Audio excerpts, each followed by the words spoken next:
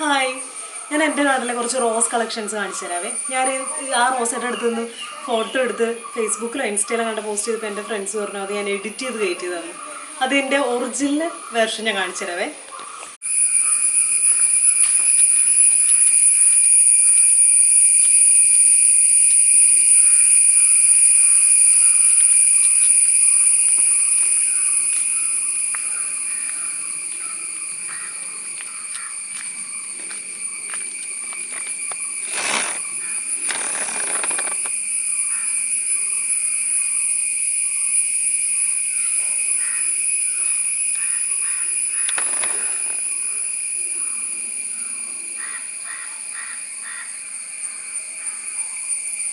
ഇത് ഈ റോസയുടെ അടുത്ത് നിന്ന് ഫോട്ടോ ഇട്ട് ഞാൻ ഇട്ടപ്പോഴാണ് അത് ഞാൻ എഡിറ്റ് ചെയ്ത് കയറ്റിയെന്ന് എൻ്റെ ഫ്രണ്ട്സ് പറഞ്ഞത്. നോക്കിക്കോളൂ.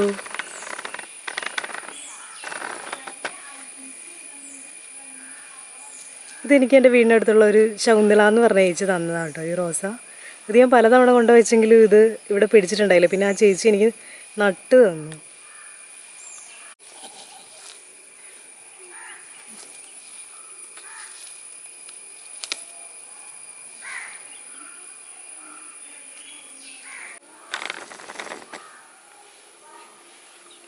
ഇതൊരു വേറൊരു റോസയാണേ.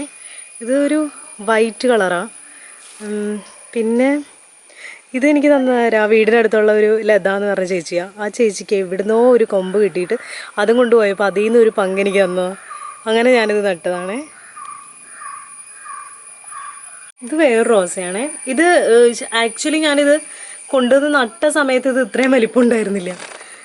ചെറിയ റോസയായിരുന്നു. പക്ഷേ ഇതിപ്പോൾ എന്താണാവോ പൂവിന് വലിപ്പം വെച്ചിട്ടുണ്ട്. ഇതെനിക്ക് അടുത്ത വീട്ടിലെ ലിസ്റ്റ് ചേച്ചി തന്നാൽ അവരുടെ വീട്ടിൽ ഇഷ്ടം പോലെ ഉണ്ടായിരുന്നു. അങ്ങനെ കൊമ്പ് വെട്ടിയപ്പോൾ ഞാൻ ഒരെണ്ണം വാങ്ങിച്ചതാണ്. നമ്മുടെ നാടൻ ചുമന്ന റോസയില്ലേ പണ്ട് തൊട്ടേ ഉള്ളത് അതാണ് കേട്ടോ. അതെനിക്ക് ഭയങ്കര ഇഷ്ടമുള്ളൊരു പൂവാണ്. അത് ഇഷ്ടം പോലെ പൂവും ഉണ്ടാവും. ഇത് ഇപ്പോൾ വിരിഞ്ഞിട്ടില്ല. പിന്നെ ഞാനങ്ങനെ കാര്യമായിട്ടുള്ള മെയിൻ്റനൻസ് ഒന്നും കൊടുക്കാറില്ല കേട്ടോ. കുറച്ച് സബോള, ഉള്ളി, മുട്ടത്തൊണ്ട അങ്ങനെയൊക്കെ ഇട്ട് കൊടുക്കുള്ളൂ. പിന്നെ അതിൻ്റെ ചുവട്ടിലൊക്കെ പുല്ല് വന്നാലും എനിക്ക് പറിക്കാൻ ഭയങ്കര മടിയാണ്. ഞാൻ കൊണ്ടുവന്ന് നടും, പക്ഷെ മെയിൻ്റെനൻസ് കുറവാണ്. അപ്പം ഇതൊക്കെയാണ് എൻ്റെ റോസയുടെ വിശേഷങ്ങൾ. ആ മൊട്ട് പറിച്ചല്ലേ ഓവിയ? ആ അങ്ങനെ തന്നെ ഞാൻ പറഞ്ഞിട്ടുണ്ട് ചെടിയിൽ നിന്ന് മൊട്ട് പൂവൊന്നും പറിക്കരുതെന്ന്. പിന്നെ റോസ്. അപ്പം ഇതാണ് ഞങ്ങളുടെ റോസയുടെ വിശേഷങ്ങൾ. അപ്പം എൻ്റെ ചാനൽ സബ്സ്ക്രൈബ് ചെയ്യാത്തവരുണ്ടെങ്കിൽ സബ്സ്ക്രൈബ് ചെയ്യുക. പിന്നെ